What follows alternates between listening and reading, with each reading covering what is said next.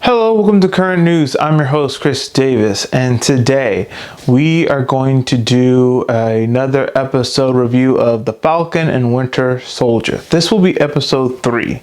And with episode 3, this is the halfway mark of the Falcon and Winter Soldier series. Only 6 episodes were on episode 3, and episode 3 is phenomenal. Things are heating up. Zemo is coming into the picture, and so we start off by, in this episode, Bucky and Sam are meeting Zemo in the German prison. He's been in there the entire time ever since Captain America Civil War. He's been there through Infinity War and through Endgame. He's just been sitting in there, apparently doing chess and reading Machiavelli. Bucky and Sam are going to Zemo because they need leads on where the flag smashers, where they get their super soldier serum, who's giving it to them. They need answers. So Zemo's not just going to give them that information for free. What's in it for him? So Bucky and Sam, Bucky breaks Zemo out of the prison. All right, so Bucky starts a fight. He pulls a fire alarm. Zemo's able to use all that chaos to escape. Zemo tells them that if they want to figure out who gave the serum to the flag smashers, they're going to have to go to a place called Madripoor. So Madripoor is this fictional place close to Indonesia. It's like a pirate city. So they head to Madripoor and they're undercover. Sam's smiling tiger. Bucky is reprising his role as the Winter Soldier. I don't know who Zemo is. I think Zemo's just Zemo. They're undercover and they meet the power broker's lieutenant, Shelby, and basically she gives them the name of a scientist who recreated the super soldier serum, but they figure out that Carly Morgenthau, she didn't buy it, she stole it from this guy and the power broker. But anyway, when Sam's cover is blown by a phone call from his sister, Selby is somehow killed, and now they're on the run, and then people are after them, but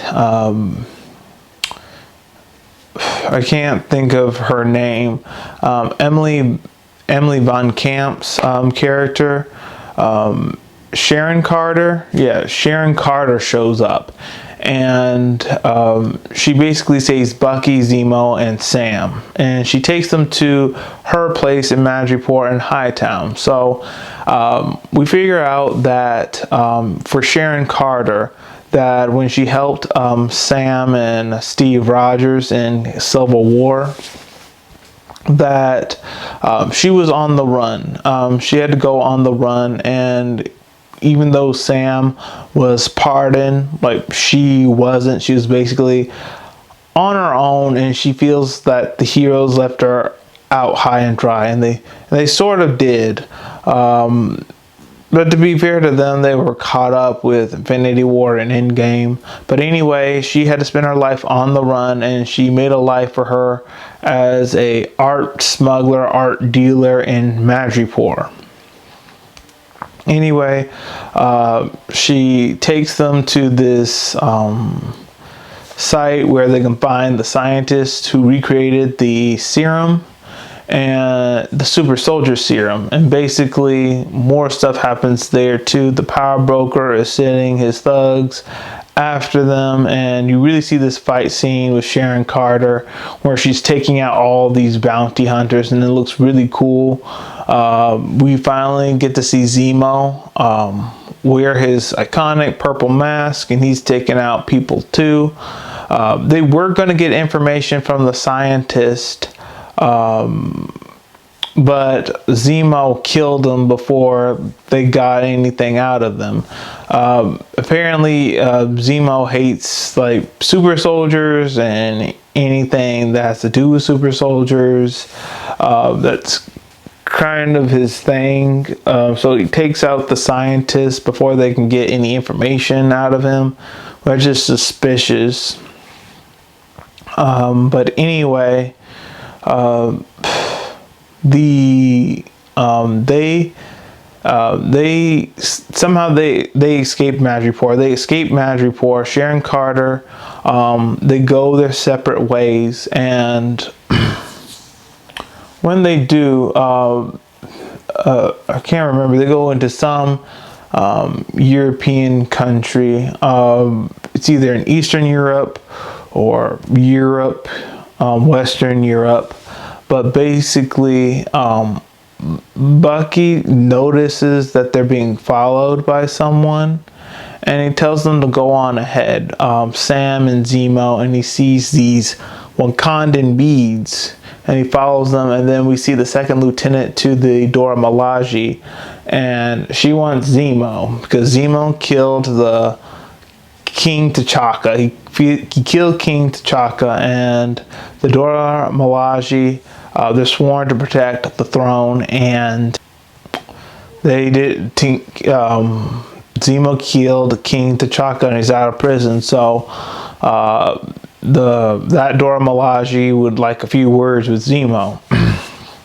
But anyway, this episode's really good. Zemo as a character is amazing. I like how he's working with Sam and Bucky, but he has his ulterior motive, obviously.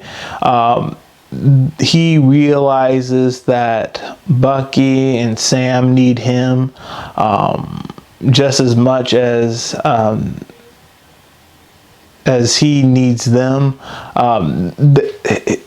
Bucky and Sam need Zemo, and he realizes that, and he's really playing that into his long game. So we have to see where that goes. I also liked Sharon Carter's character. Even though she's become darker and she's more cynical of superheroes, she does agree to help Sam and Bucky. In exchange for the help, Sam has agreed to help her get pardoned for her crimes. For helping them in Captain America Civil War. So overall, this is a really great episode. I'm really wanting to see what happens next. There's a few other things I have to mention, though, before we wrap up. Carly Morgenthau and the Flag Smashers.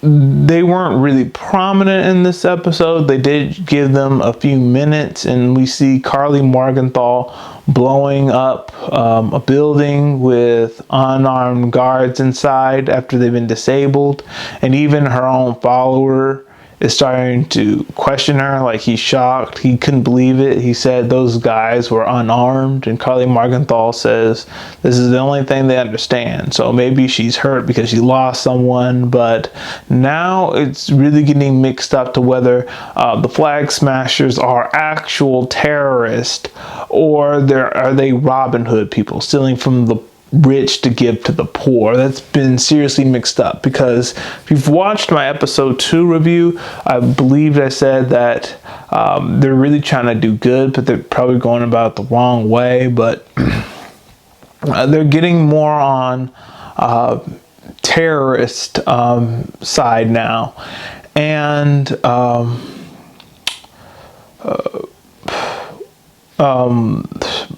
I'm trying to think of their name. Brutal Star and the new Captain America. They have deducted accurately that Sam and Bucky broke Zemo out of prison. So Sam and Bucky are going to have to deal with Brutal Star and the new Captain America very soon. He's going to have to deal with them.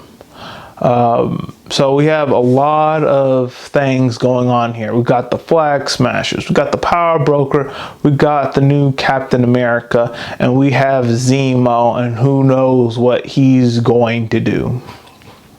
And we do have this Dora Milaje, though I don't think she's going to be like a big issue. I think that Bucky's going to be able to talk through to her and she won't be a problem for too long. But there's a lot of things going on here. This is a really good show, and if you're not tuning in to the Falcon and the Winter Soldier, I definitely recommend it. It's really good. So things are heating up. So the next 3 episodes, things are most likely going to go full throttle. So that's all we have for today. Let me know your thoughts in the comments section below. Have you seen the Falcon and the Winter Soldier? Have you seen episodes 1 through 3? If you have, let me know your thoughts in the comments section below. If you liked what I had to share, please hit the like button, hit subscribe, share this video with all your friends, and all of you have a great day.